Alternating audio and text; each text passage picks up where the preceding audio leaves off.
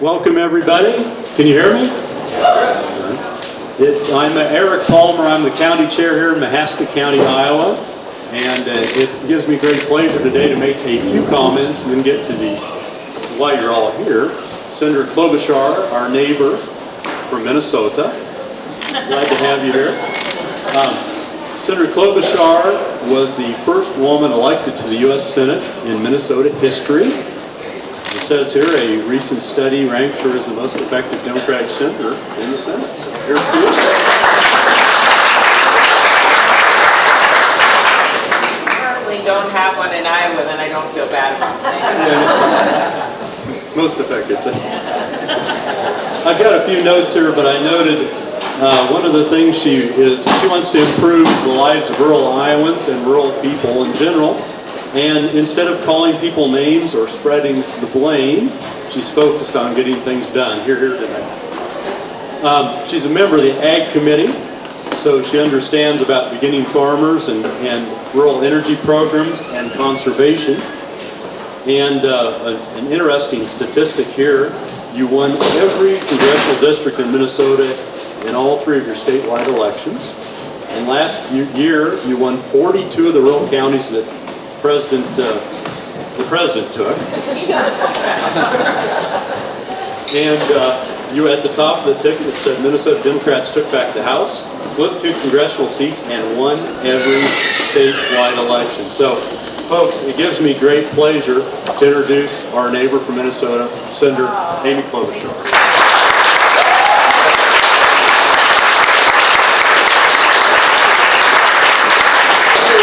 Great to be here with all of you. I always want to say Oskaloosa. Here I am.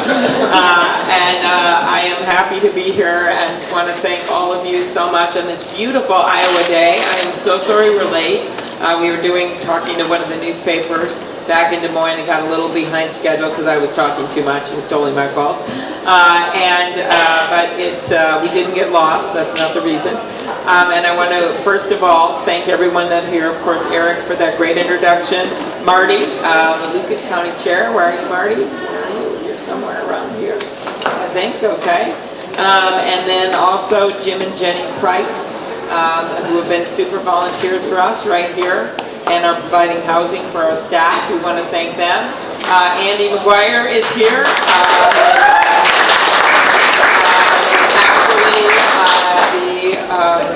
The chair of my campaign and is just doing a great job and is super enthusiastic. We thank her for that.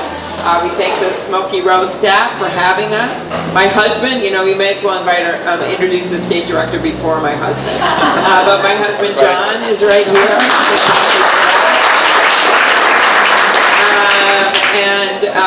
We've got Lauren. Lauren? Yeah, Lauren right here, our state director. And then we've got Jamie, who's our political director, is somewhere right back over there. And I'm just here on this beautiful 4th of July week, to make my case to all of you. And we have been all over Iowa, all over the country. We just we're only 2 polls away from making the fall debate. Yes, you have to get 4. Maybe a minor thing, but it's good because that's going to be a higher standard and there's going to be. So we're pretty excited about that. And then we have to get the 130,000 donors. And we had a great debate this last week. I know I was on a mellower night, I would say. But we got to talk about policy and some very important things. I wish that we could have talked about rural issues more, actually. I'm a senior member of the Ag Committee. It's been really important to me, and I'm going to make sure that somehow this gets brought up at the next debate because it is so critical when you look at the tariff wars and everything that have been happening to our farmers and our rural communities and the commodity prices and the weather and you name it. And I think it's got to be a big part of the discussion going forward. I am someone that has repeatedly bridged what they call the rural-urban divide. I don't see it as a divide, I see it as a bridge. And I do it just by getting out there to all 87 counties in my state all the time and by making sure that I meet people where they are and not just think, oh, they're not with me, so I'm not going to go out there to that county. And that's one of the reasons I've been able to do so well, which I think is going to be really important in the election. So I announced my candidacy in the middle of a snowstorm, as you all know, where it was, I think, 100 degrees cooler than it is today. That's a little bit of an exaggeration, but not much. And I had that, 4 inches of snow on my head. And one funny thing about that, by the way, is that the woman that did my hair that day became famous because it didn't move in the snow. And about a month and a half ago, she was cutting my hair, and she said that she had gone back, and she said it was so joyful. There was people coming in on sleds and cross-country skis because some of them couldn't get in because of all the snow, and there were 9,000 people. It was so much fun. There was hot chocolate. She's like, everyone was cheering except me. And I go, why weren't you cheering, B? She said, well, I don't know if you noticed, but when I did your hair, I noticed the gray was kind of coming in. And she goes, I sprayed a bunch of brown stuff on the top of it. And she said, I was afraid it was going to come dripping down on national TV under the snow. Okay, so that was the beginning. I then went to the Senate floor and saw some of my Republican colleagues there, and they said, oh, is it true that you raised $1 million in small donations after you announced? And I said, yeah, it was true. I said, but half of it came from snow globe manufacturers. And one of them said, really? I'm like, oh my God. Anyway, so we have been on a journey. We've done town halls all over the place. We've done meet and greets like this. And I have really tried to make the point everywhere that I go that I announce at that place because we got to bridge the river of our divides to get to a higher plane in our politics. That you want to have someone that governs with integrity, so that teachers who are here today, right, can talk to their kids and say, this is the president. You may not always agree with the president. This is the president. This is what the president said today. This is what happened today. This is what. And time again, you got to wake up in the morning and read one of these mean tweets. Read one of these things where he has gone after people of color, or gone after immigrants, or gone after people in his own party because they don't agree with him, or called people names, right? Now, I was lucky. The only name he called me so far was after I announced in that blizzard I wrote about and talked about as one of my main issues, climate change. And so he made fun of me for talking about climate change in the middle of a blizzard. And so then I wrote back to him a few hours later, hey Donald Trump, the science is on my side, and I'd like to see how your hair would fare in a blizzard. Because I personally think that you've got to use some humor when it comes to this guy, because he uses humor even if you don't think it's funny. He does that a lot. And then the other piece of it is ignoring him, right? That you don't always have to respond to everything that he says when he tries to change the news and tries to be in the middle of the news every single day. And the other thing, which I think is most important, is having our own optimistic economic agenda for this country. As you drive through this great state and you think about what everyone did, I was talking about yesterday Norman Borlaug, right? The Granger movement started here along with Minnesota and a few other places, which is where farmers and workers really literally came to events with pitchforks about monopoly power, and then changed the law nationally so there could be some constraints on national power. And the voter turnout that you have here and people that participate and come to events like this. This is really the heart of democracy, and this is something that he is trying to break down every single day. And I will start with this today because it's 4th of July week. And I think it makes us step back a little bit and think about our own democracy. But when he was at that meeting with Vladimir Putin at the G20, right? And he literally, at that meeting, made a joke when a reporter asked him about meddling in our election, right? He made a joke, haha, did you meddle in our election? It's actually not one bit funny at all. You think this week about the hundreds of thousands of soldiers, men and women who have lost their lives for this country, to stand up for democracy, to stand up for our independence, to stand up for that simple right we have to vote and participate. You think about those 4 little girls in Birmingham, Alabama, who were killed in that church. They were innocent, but they were killed because of the civil rights movement, right?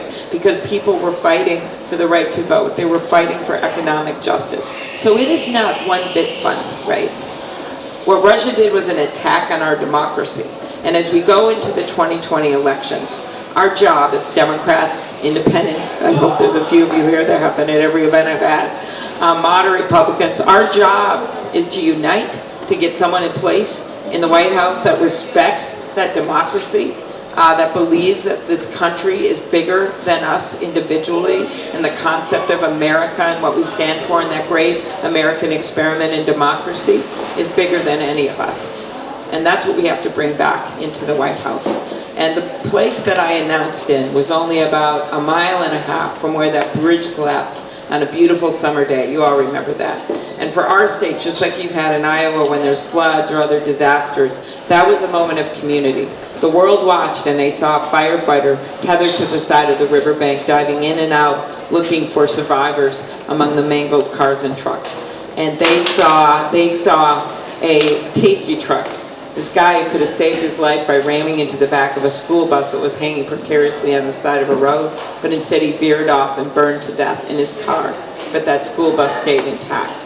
Or the school bus camp counselor who was standing in the back of that school bus and could have just run off the back because it looked like it was going to go over in the river, but instead got every kid on that bus off that bus to safety. That's community.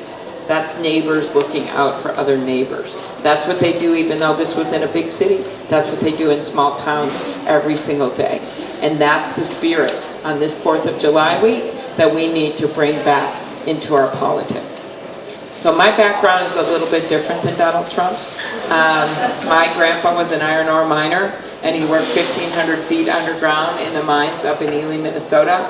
He wanted to go in the Navy, but his parents were really sick. They died when he was in his early 20s. He was the oldest son. He had 8 brothers and sisters, and his job was to raise them. And the youngest girl, Hannah, was brought to an orphanage in Duluth because there was no one to take care of her. And 2 years later, he vowed he'd go get her, and he did. And he borrowed a car and brought her back. And he and my grandma helped raise that family, as well as my dad and his brother, my Uncle Dick, who lived most of his life in Rochester. I just bring that up because it's in southern Minnesota. And they raised them, and my dad was the first to go, not just go to college, but graduate from high school.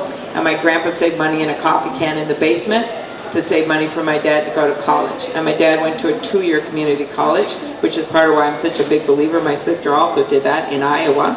Got her GED. She was having some trouble, came down here, got a GED, worked in manufacturing, and ended up getting a 2-year degree and then a 4-year degree. So anyway, my mom, she grew up in Milwaukee, which is going to be the site of our national convention, and she wanted to be a teacher, and so she moved to Minnesota because they had a strong teachers union, and she taught 2nd grade until she was 70 years old. And I still meet people that talk about how she was their favorite teacher. And her favorite thing that she taught was a monarch butterfly unit. And she would dress up as a monarch butterfly with tights and a tunic and antennas, and she would carry this sign that said, "To Mexico or bust," because that's where the butterflies go, right? And then she would release the butterfly that was started as a caterpillar, the whole thing with the class, and that day is when she wore that outfit. But she would always go grocery shopping afterward, and I never understood why, except she was funny and she thought it was funny. Until when she died, this woman came up to me at the visitation with her very disabled older son.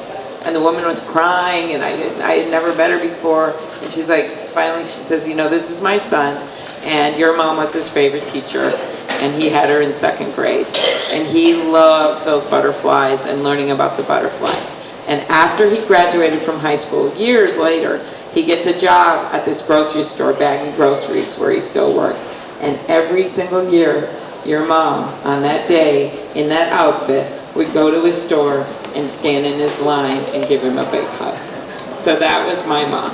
And I stand before you today as your neighbor next door, your senator next door, as the granddaughter of an iron ore miner, as the daughter of a teacher and a newspaperman, as the first woman elected to the U.S. Senate from the state of Minnesota, and a candidate for President of the United States.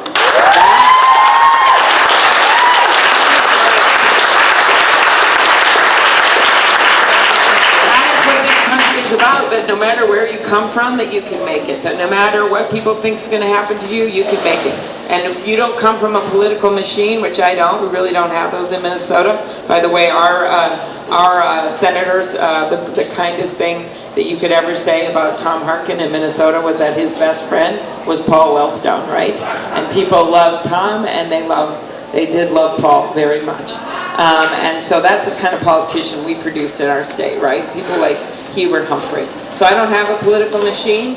And I don't come from as much money, no money, compared to some of the candidates. And I also don't have a big super PAC or anything like that. And I am basically running this campaign in a smart way with incredible staff. And we know that Iowa is a place that listens to people and picks winners and understands that people aren't as famous at the beginning, like Jimmy Carter, who I got to meet with, by the way. Went down to Plains and had pimento and cheese sandwiches with him and Rosalind, and he recited every single person he stayed with in Iowa and told me how he had 718 people to the White House after he won, every house that a Carter family member had stayed in, and gave him a plaque, okay? There have been many candidates, Bill Clinton and others, that really have been able to get out there and talk to people, and that's what my campaign is about. And so we don't expect to be at the top at the beginning, but we're going to make the fall debates, we're going to go through and we're going to grassroots organize in the best way possible. And part of that is being straight with people, telling them the truth, and making not a bunch of promises that we can't keep, but making some big, bold plans for this country that we can go ahead with. So let me tell you what I think we need to do. So this guy in the White House right now, our economy, right, rebounded from that horrible downturn. And we did it because of the workers, because of our farmers, because of our businesses, because of some stable policies. And we are where we are right now, although in farm country we're still struggling very much right now. So he's there, and instead of looking at what our challenges are now, he keeps gloating about how great it is. Oh yeah, well, you know what? Whenever you lead anything, whether it is a business, whether it is in a community, whether it is your own family, like your kid gets a good grade on a report card, your parents don't go, oh, well, that's great, now I'm not going to worry about him for the rest of his life. No, no. You look at what the challenges are that are going forward, and that's what he's not doing. In fact, he's moving us backwards. So there's economic challenges, right? That everyone should be in some sharing in some of this prosperity. And that's not happening right now, and it's going to hurt our economy in the long term. And that is the youngest kid that's ever taken a photo of me in my life. And I'm very impressed. Yeah, oh, I like that. That is pretty good. Excellent. That is very advanced. Excellent.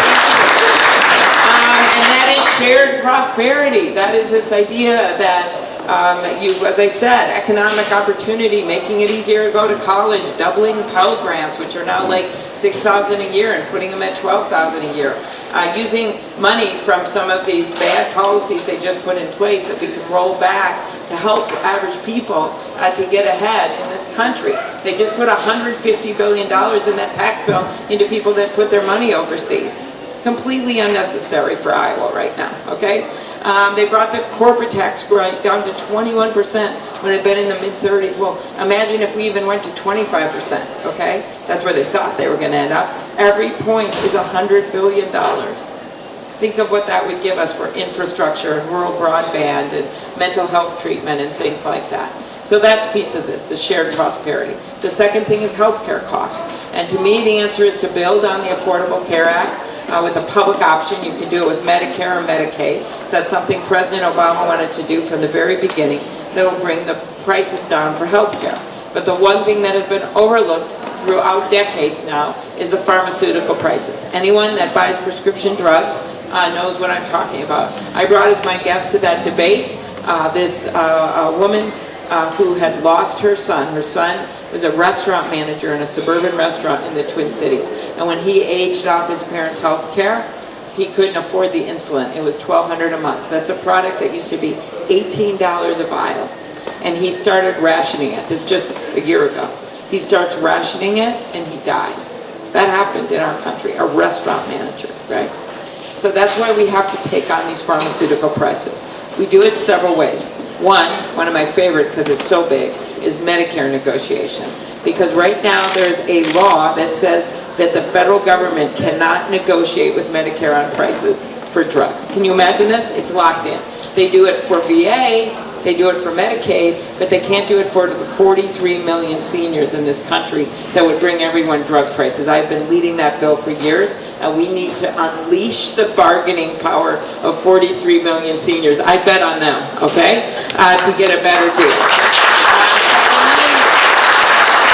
Bring in less expensive drugs from places like Canada. In Minnesota, we can see Canada from our porch, and we can see those less expensive drugs over there. And one of the things I've learned now, I put out this plan, you should look at our website, amyklobuchar.com, and on there it explains how the things a president can do in the first 100 days without even waiting for Congress.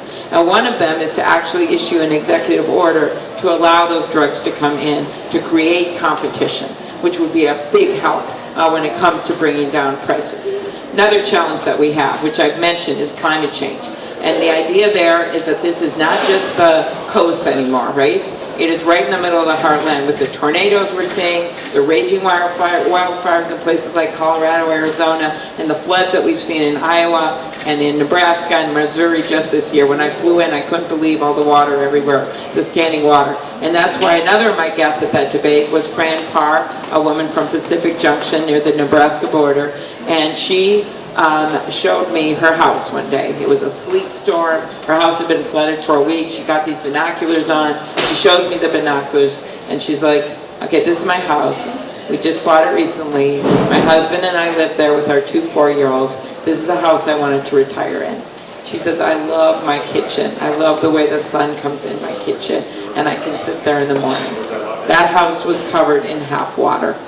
And she said, that house is so sturdy. It's been there for nearly 100 years. There's still horsehair in the plaster. So then I said, you know, your neighbor from the north, oh, is this the river right here? She says, no, that's the road. She said, the river is 2.5 miles away. She said, the water has never come this close to our neighborhood before. So the answer is, of course, infrastructure, and that's why I'm the one candidate that led with the infrastructure plan that would include levees and things like that. But the answer is also doing something on climate change. On day one, I'll sign us back into that international climate change agreement. We are the only country in the world that is now not in that agreement. We also have to bring back the clean power goals that we had during the end of the Obama administration. They're just on the cutting room floor. They were worked over tediously to figure out what can work with our economy. We can put those in right away. The gas mileage standards. There are so many things we can do. So that's a challenge that he's not meeting head on, that we can meet, that our country can meet head on. Another challenge, technology companies and antitrust. I'm actually the ranking on antitrust, and I'm afraid if I keep going on about antitrust, you guys are all going to leave and everything. But it is a huge issue of monopoly power, and that is about changing the standards. And by the way, this isn't just about tech, it's about pharma. When they don't have competition, you know what happens? They just jack up the prices. That's how capitalism works. And it was Adam Smith, right? Since we're on 4th of July week here, Adam Smith, who is one of the economists and philosophers who were in the early days when our country was established, he was the one that said to fear the standing. Well, he was the founder of capitalism, right? He loves capitalism. But he did say this, fear the standing army of monopolies. And that is because that limits competition. If you can't start small businesses, if you have in the seed business like we have right now going on around this country, too much monopoly power, it limits competition, it hurts capitalism, and it makes it so that we don't have lower prices for consumers. It is really that simple. And right now we are not doing enough on enforcement of these laws. The president has put Supreme Court justices on that have the worst opinions when it comes to this issue, and we don't have new statutes. We should respond to the moments of our time. And so that is part of it, as well as what's going on in the tech industry. So I'm just going to end with this and then maybe take a few questions here. And that is that there are 3 things I want you to remember about me when you go talk to people about me. One is that I have a great husband. No, I'm kidding. One is that I listen to people and I get things done. I mentioned was the one standard, but actually I passed over 100 bills where I am the lead Democrat, not resolutions about volleyball teams, no. 100 bills since I got into the Senate in the middle of all that gridlock.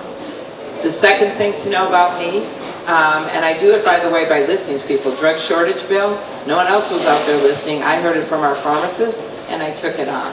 School safety, I heard that from our school teachers, I took it on. Human trafficking, I heard that from some of our law enforcement people, and I took it on. That's what I do. I don't just get my ideas out of some poll or something like that. That's why I'm doing something on mental health and addiction. Maybe we can have a question on that. So, that's the first thing. Second thing is I've won every race, every place, every time I've run. I have won in every single congressional district. I have won in a bunch of counties that Donald Trump won by over 20 points, okay? I have done that because I go to meet people where they are. I go not just where it's comfortable, but where it's uncomfortable. And that is a basic part of my success, but also my campaign, but also how I will govern.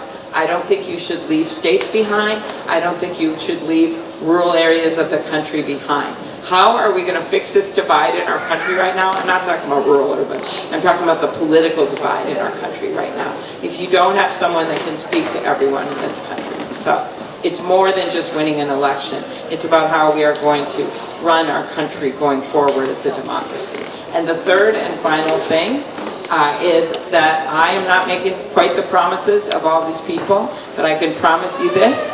I'm going to have your back. I'm going to get the things done that we need to get done to get this country back on track. And the biggest promise of all is that I will govern with integrity. All right? And that is what we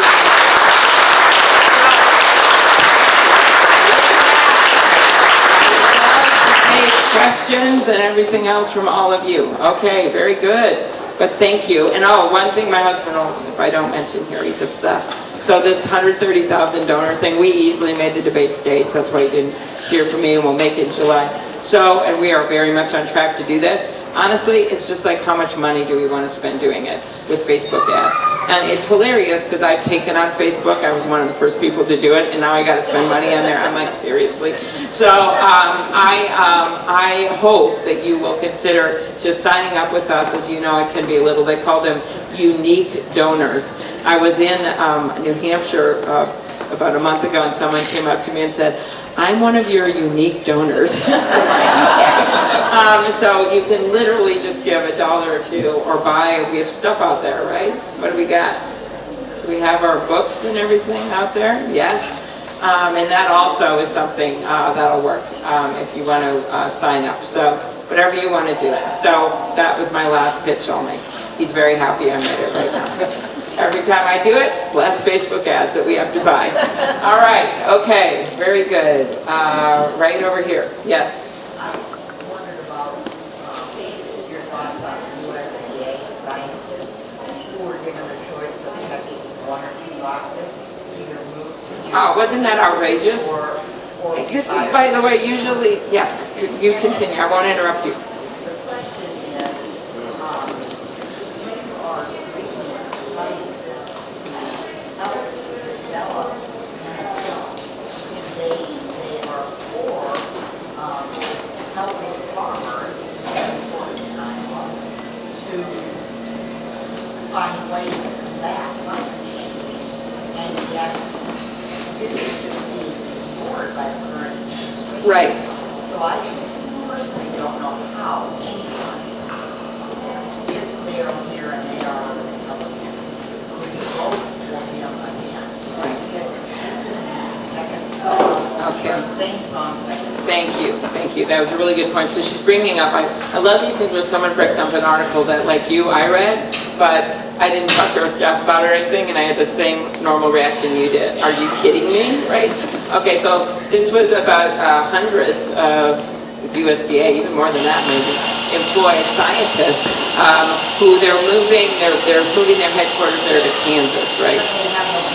But the problem is that they don't live there. It might be fine to develop that in Kansas or Iowa or something. I don't have a problem with that, right? But the problem is you just don't do it suddenly, because then it's going to be hard for them to move, and you're going to lose all your leading scientists who are with their families, presumably, oftentimes, as you know, spouses have a job, right? Their kids are in school, things like that. So they just give them, right, they don't have, so they give them a sudden choice. They have to fill out a box.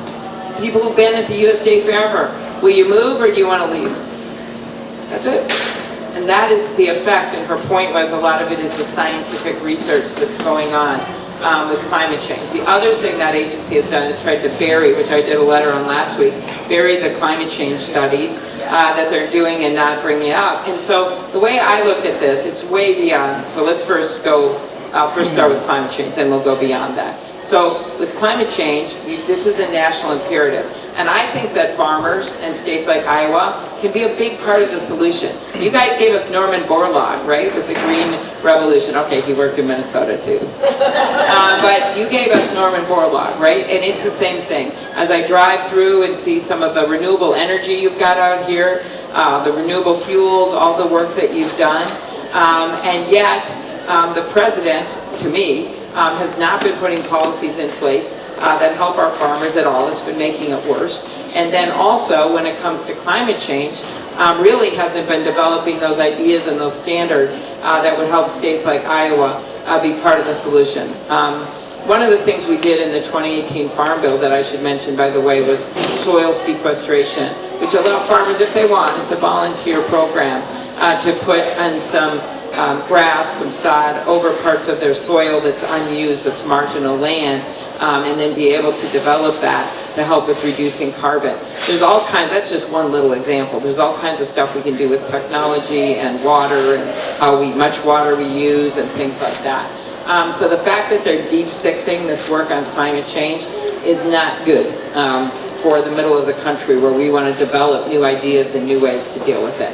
The second thing when it comes to farmland, and then I'll call on you, is just this whole, the waivers they're giving to the oil companies that are hurting the renewable fuel standards. Not just little refineries, but places like Chevron and Exxon, the trade war, where they're basically treating the middle of the country like we're a bunch of poker chips in one of his failed casinos.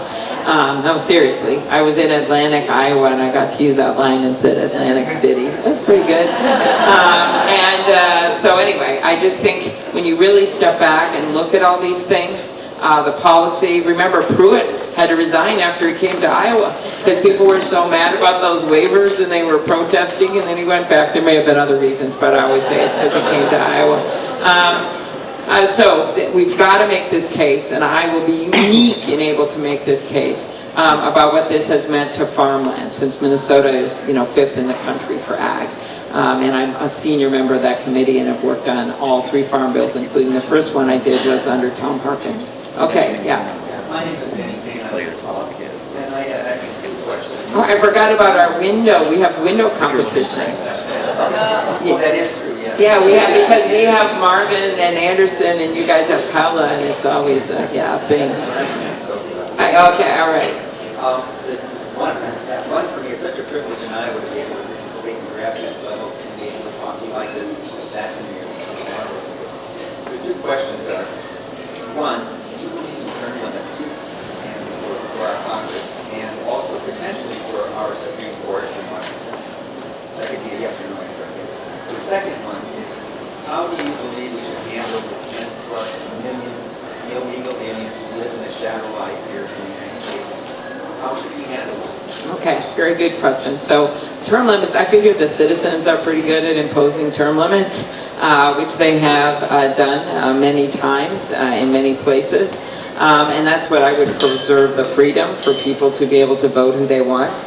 And you do have cases, Steve King, here, you have cases of people that have been there a long time and you want someone else. But I just think that the way to do it is through the democratic process. The issue of immigration, which I think is a really good question right now as we see that humanitarian crisis at the border. And this is an issue that hits Iowa. It doesn't feel like it does, or in Minnesota where we have the Canadian border, but it hits us in a big way, and that's because it's an economic imperative to do something about immigration reform.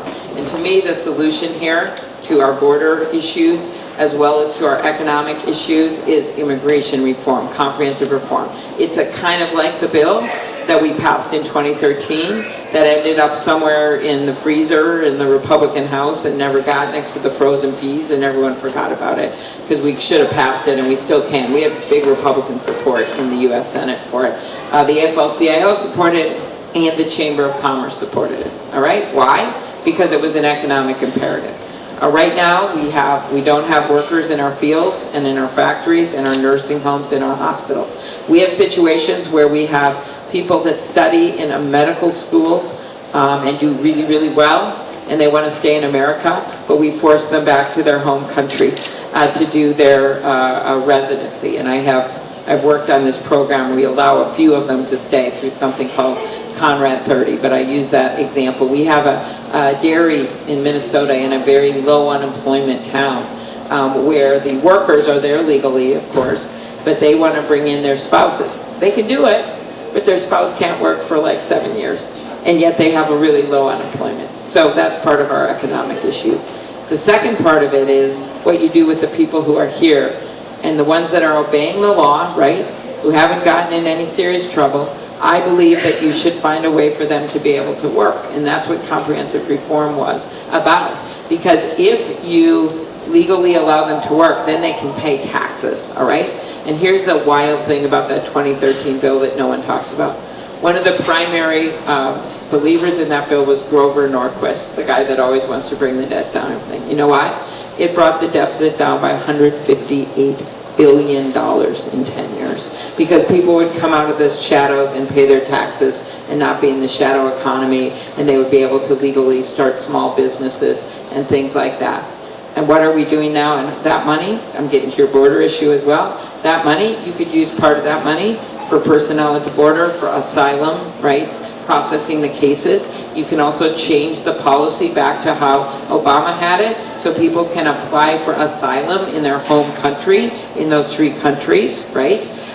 You can help those countries economically, working with our allies, something Donald Trump doesn't like to do, but you can work with our allies and try to make sure their economies and their crime fighting are better, so that then you don't have this flow of migrants, and mostly you can stop the chaos. So what happens now, because we don't have, we've been living with this outdated immigration system, it's just chaos. Those traffickers say to them down there, oh hey, come up now, he's changed the policy, he's done this, and it just creates this surge of people wanting to go to the border. When we had the comprehensive immigration reform, we had a cutoff date from like a year before, and then people who had been there before could at least get on the path to citizenship, but not if they'd been convicted of a serious crime. And they would do security checks and all of that. To me, that is the answer to this, and then you beef up what you're doing at the border, not with the wall, which wouldn't work, but you know. So that's what I would do. And it's just frustrating because there's so much widespread. In the old political days, if you had the Chamber and the AFL-CIO and the Migrant Workers Group and the Farmers Union and the Farm Bureau all agreeing on one thing, you could probably get it done in Washington. We did in the Senate, and then it failed in the House because of all the anti-immigrant rhetoric. And the other thing, the last thing I'll say on this, I was just with Swati, who was the first Indian-American legislator in the country, and she was from Iowa, right? She was represented, I think, Marion area or something like that. And she and I talked about the fact that there is a lot of focus at the border for understandable reasons. That horrible photo of that dad and his child drowned in the river. But there are a lot of other immigrants in our country too, right? There are dreamers, some of whom are from Mexico, but many of whom are from all over the world, who came here through no fault of their own. There's 2 million of them whose status is questionable right now. They work all over the place in this country. There are hundreds of thousands of people who are legally here on temporary status, like the Liberians in Minnesota, who are a big workforce in our healthcare area. They are at fear of being deported, and some of them are being deported right now. 10% of the undocumented are Asian, actually. So there are people from all over the world that are here when we think of this issue and we think about the talent in America. 70 of our Fortune 500 companies are headed up from people from other countries because they were talented. 25% of our U.S. Nobel laureates, were born in other countries, right? So you've got to think of it that way, of what we're losing since we're a country of immigrants. We all stand on the shoulder. You think of your own grandparents or great-grandparents or parents, where they came from and how they got here and what they did to get here. That's what our country is. And so this week of 4th of July, just think about that for a while when we think about this issue, and that we need to bring some sanity back into the system.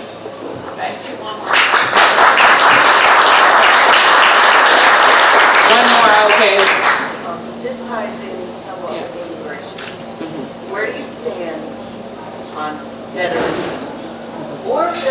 families who may be undocumented Right.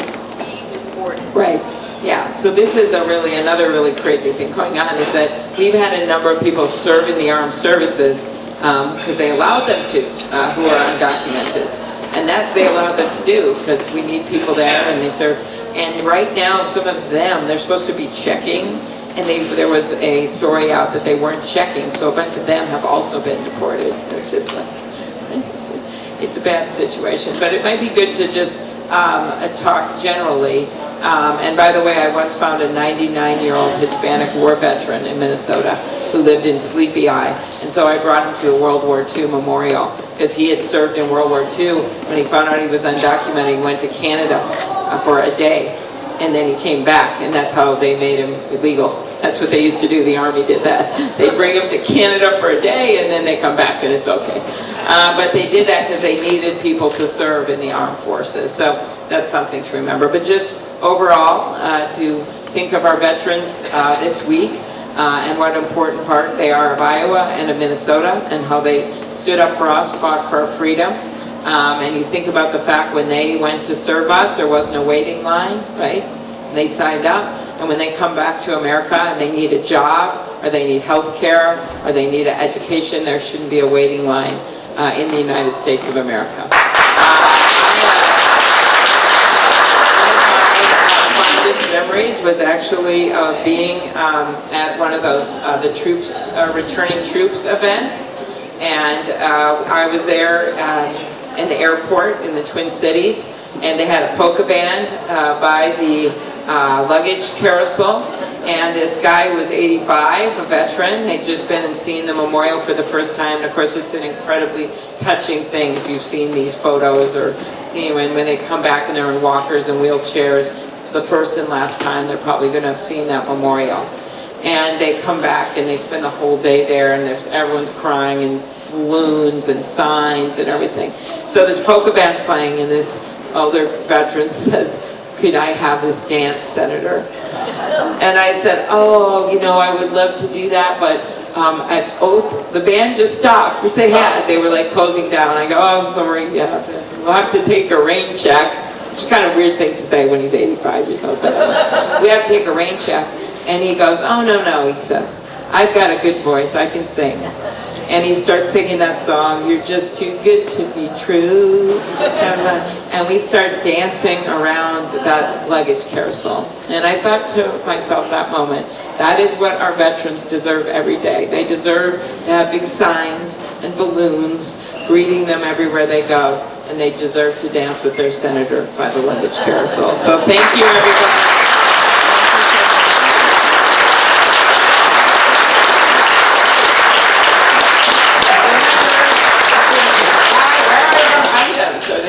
Okay, right over here. Oh yeah, they're very happily stuck. You can get things back there, and then or you can go to our website at amyklobuchar.com and sign up or buy a button and give us your name, and that's all you need to do. And then you could have a t-shirt, not really, that says, "I'm a unique donor." All right, okay, thank you everyone. See you.